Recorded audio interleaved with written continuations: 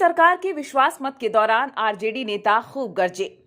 उन्होंने सदन में पीएम नरेंद्र मोदी को भी नहीं छोड़ा।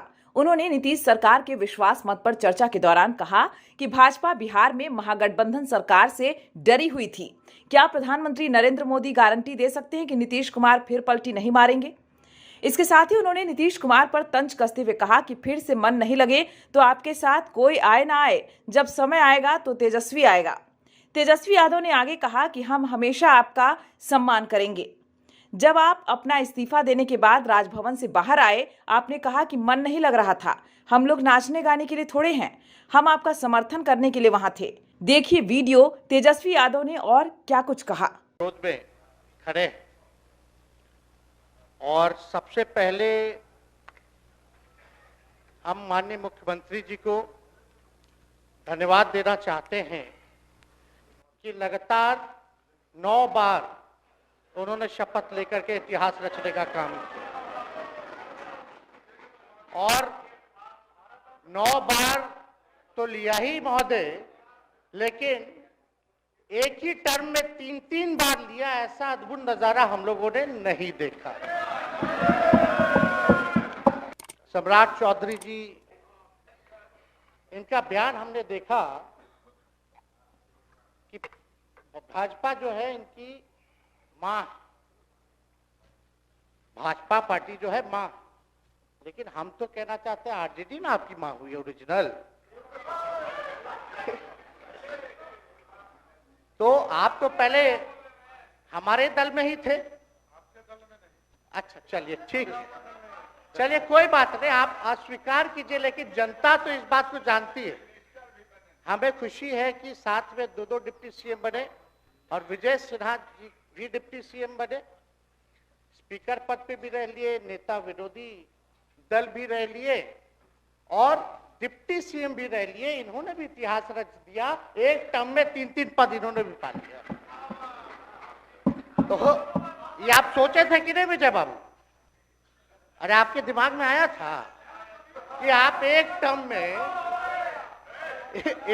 में स्पीकर भी, डिप्टी सीएम भी और नेता विरोधी दल भी आप बन गए। तो इसके लिए आप तीनों लोगों को विशेष तौर पे हम बधाई देना चाहते हैं।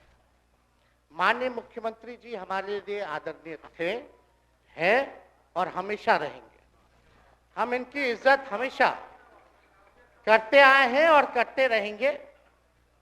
और हम तो कई बार इनके नेतृत्व में काम करने का मौका मिला और हम लोगों ने काम किया मिलकर के, इसमें कोई दो राय नहीं। आगे हम सारी बात को भी हम अपने आप लोगों के समक्ष जो है रखने का काम करेंगे।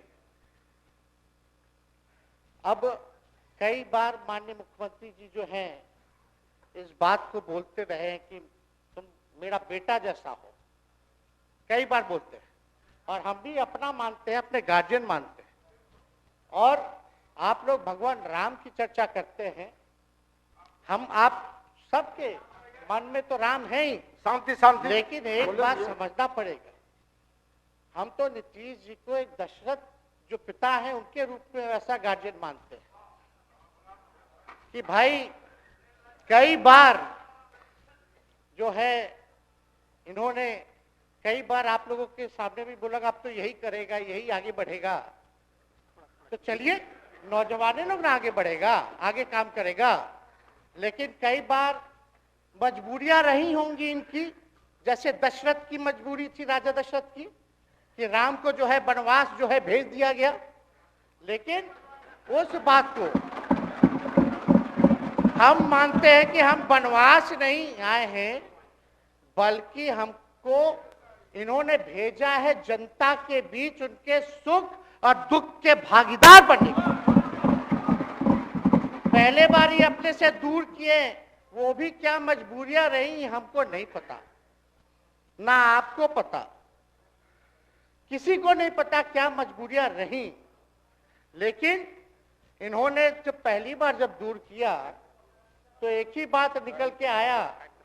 क्या बात निकल के आया कि आप जो है एक्सप्लेन कर दीजिए, आपके ऊपर जो है मुकदमा है, केस है, जब इन्होंने अपनाने का काम किया तो इन्होंने कहा कि सब बीजेपी वाला सब फंसाने का काम करता है, ईडी और सीबीआई लगा देने का काम करता है।